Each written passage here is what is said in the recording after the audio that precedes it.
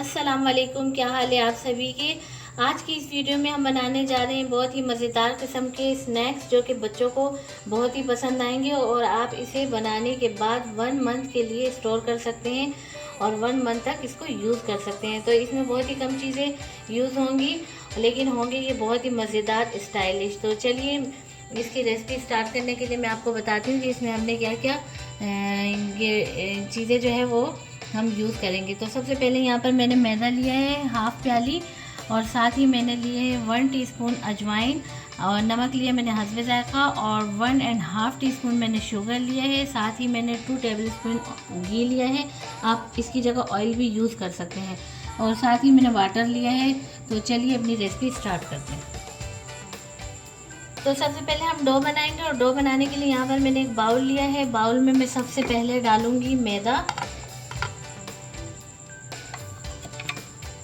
ساتھ ہی میں اس میں ڈالوں گی اجوائن۔ اجوائن کو میں ہاتھ میں اس طریقے سے لے کے اور دونوں ہاتھوں سے اس کو رب کروں گی، تاکہ جب یہ اس میں ڈلے تو اس کا جو ٹیسٹ ہے وہ اچھے طریقے سے اس میں آ جائے۔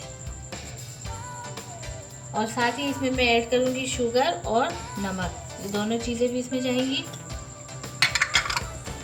اب میں کیا کروں گی کہ میں نے نارمل ڈو بنانا ہے، بہت زیادہ لوز ڈو میں نے نہیں بنانا ہے اور نہ ہی بہت ہارڈ بنانا ہے۔ تو اب میں اس میں تھوڑا تھوڑا کر کے پانی ڈالتی رہوں گی اور اس کو میں مکس کرتی رہوں گی۔ تو یہ تھوڑا سا میں نے اس میں پانی ایڈ کیا، اور یہ دیکھیے جس طریقے سے اس میں تھوڑی نمی آ گئی ہے۔ تو اب میں اس پوائنٹ پہ کیا کروں گی کہ اس میں تمام جو گھی ہے وہ بھی ایڈ کر دوں گی۔ آپ آئل بھی یوز کر سکتے ہیں، آپ کی اپنی مرضی پر ڈیپینڈ کرتا ہے۔ میں اس میں گھی ڈال رہی ہوں، ویسے کوئی فرق نہیں پڑتا، لیکن پھر بھی اگر آپ آئل یوز کرتے ہیں، گھی نہیں ہے گھر میں، تو آپ آئل ہی ایڈ کر دیں۔ تو اس کو میں اچھے سے مکس کرتی ہوں، اور پھر دوبارہ سے میں تھوڑا تھوڑا سا پانی ایڈ کروں گی اور اس کو مکس کرتی رہوں گی۔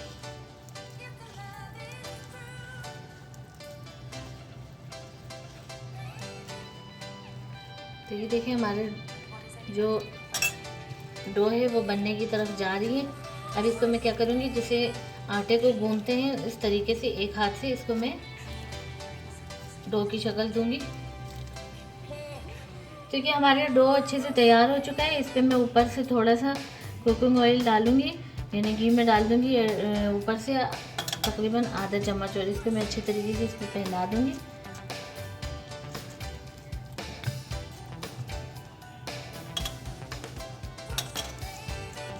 اب میں اس کو 20 منٹ کے لیے ریسٹ کے لیے رکھ دوں گی، اور 20 منٹ کے بعد ہم اپنے سنیکس بنائیں گے۔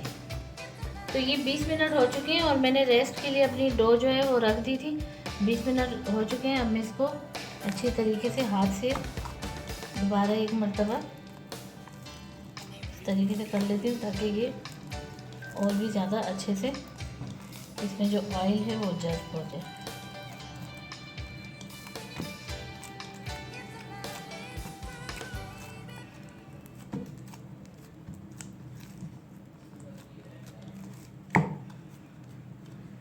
اب میں اس کو نکال لیتی ہوں یہاں۔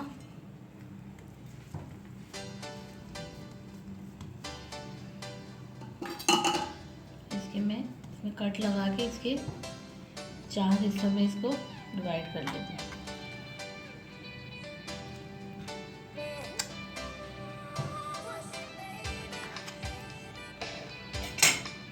دیکھیے میں 4 اس کے چھوٹے چھوٹے سے پیڑے بنا لیتی ہوں اس طریقے سے۔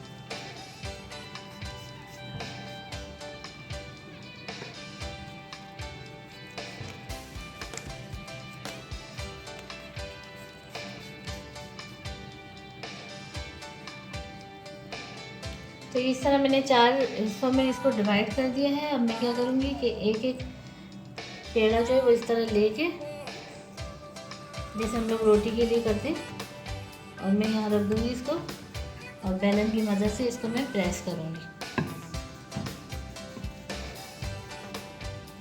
تو یہ اس طریقے سے جو ہے یہ میں نے بیل لیا ہے۔ اب اس کو میں ہٹا دوں گی یہاں سے، اور اس کو میں ایک ٹرے کے اندر اس طریقے سے ڈال دوں گی، اور میں اپنی باقی کی جو چھوٹی چھوٹی جو پیڑے ہیں اس کو بھی اسی طریقے سے میں بیل لوں گی۔ اسی طریقے سے میں جو ہے نا تو دوسرے کو بھی اسی طرح بیلوں گی، اور اسی کے سائز کے میں نے اس کو بھی بڑا کرنا ہے بیل کر۔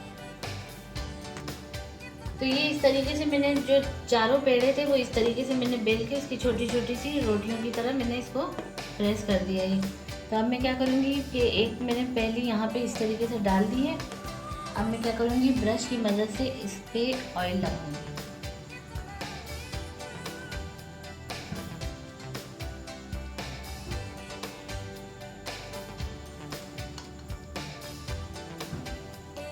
اب اوپر سے میں جو دوسری میں نے اس کی روٹی یا جو بھی آپ کہہ لیں بیلی ہوئی ہے وہ اسی پہ میں اس طریقے سے بالکل ایک برابر کر کے پھیلا دوں گی. کہ تمام سائڈ جو ہے وہ ملا دوں گی. اس پہ بھی میں برش سے آئل لگاؤں گی.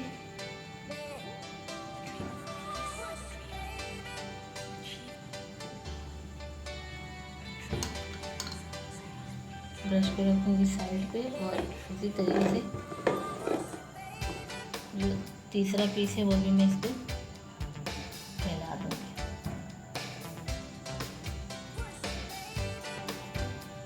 ان کو بھی برابر کر دوں گی. پھر آئل لگائیں گے ہم, وہی ریپیٹ کریں گے.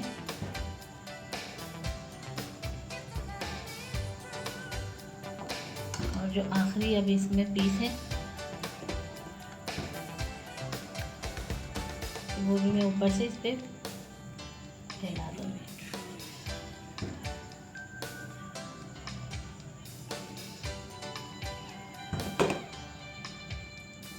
برابر کر دیں گے سائڈ تمام طریقے سے.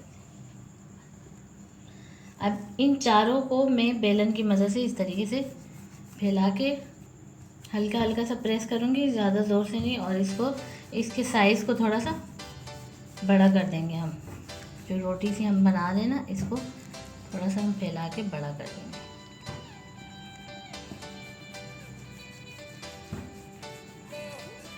اب میں نے اس طریقے سے اس کا سائز چینج کر دیا.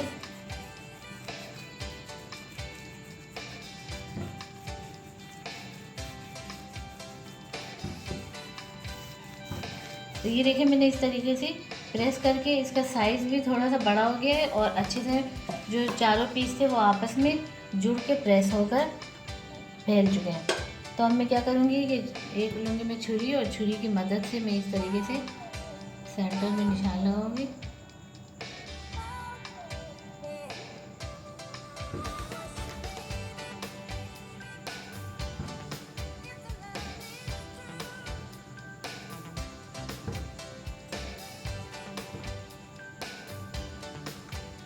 جتنے ہم نے زیادہ پیس بنانے ہوں گے تو ہم اتنے ہی اس میں نشان لگا کے کٹ لگائیں گے اور اس کی جو پیسز ہے اس طرح وہ زیادہ ہو جائیں گے.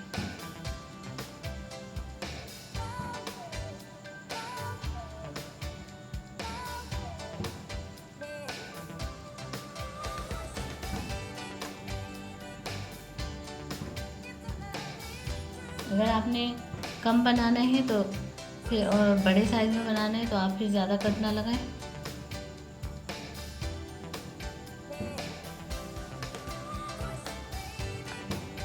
اس طریقے سے یہ ہو گئے. تو یہ میں نے تمام جو ہے اس طریقے سے سنیکس بنانے کے لیے کٹ لگا دیے ہیں. اب میں نے کیا کرنا ہے کہ اس میں سے ایک ایک پیس کو اس طرح اٹھانا ہے اور اس طریقے سے اس کو فولڈ کرنا ہے.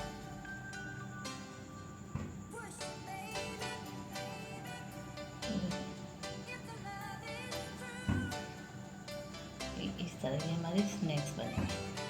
اسی طریقے سے میں تمام بناتی ہوں. تو یہ میں اور بھی آپ کے سامنے کر کے دکھاتی ہوں. اس طریقے سے فولڈ کرنا ہے ہلکے ہاتھ سے, اور یہ دیکھیں یہ اس طریقے سے ہمارے سنیکس بن گئے.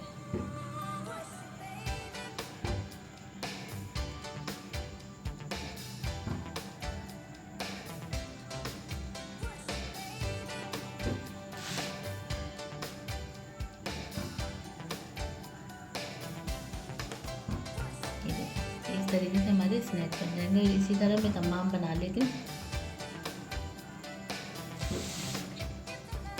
तो ये देखें, ये तमाम स्नैक्स मैंने इस तरीके से बना लिए हैं। अब मैं इसको फ्राई कर दूँगी। फ्लेम ऑन करके मैंने इस पे पैन रख दिया था और उसमें मैंने कुकिंग ऑयल डाल दिया था, जो कि बिल्कुल गर्म हो चुका है। तो अब मैं क्या करूँगी कि एक एक करके तमाम स्नैक इसमें डीप फ्राई करेंगे। ऑयल जो है हमारा पहले मैंने ज़्यादा गर्म किया हुआ है, लेकिन जैसे ही मैं तमाम स्नैक्स डाल दूँगी तो मैं फ्लेम जो है वो मीडियम टू लो पे कर दूँगी।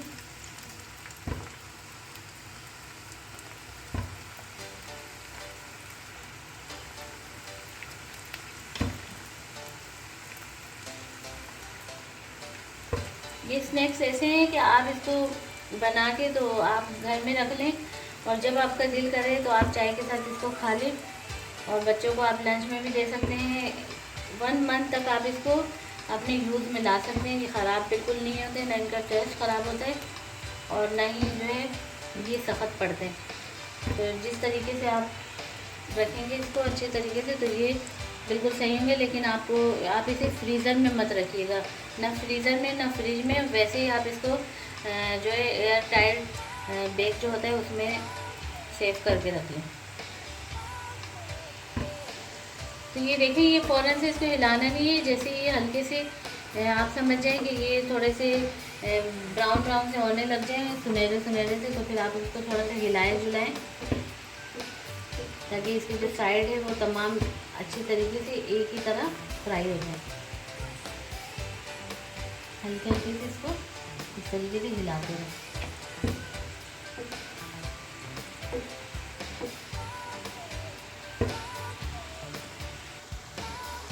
तो ये देखें, इसका कलर आहिस्ता आहिस्ता चेंज हो रहा है और सुनहरा कलर हो रहा है, लेकिन थोड़ा सा मैं इसको और फ्राई करूँगी।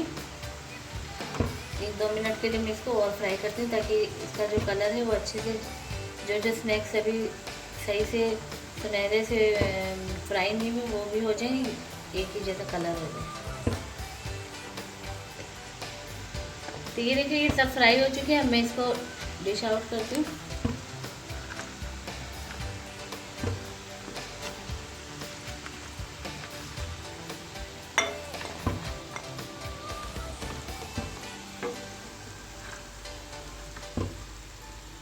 बस इसका कलर जो है ना ऐसा ही अच्छा लगता है। अगर आप ज़्यादा इसको फ्राई करेंगे तो इसका कलर थोड़ा सा डार्क ब्राउन सा शेड मारेगा और वो जो है ना बहुत सख्त भी हो जाएंगे। तो इसका कलर जब इस तरीके से हो जाए तो फिर आप इसको फ़ौरन ऑयल से निकाल लें।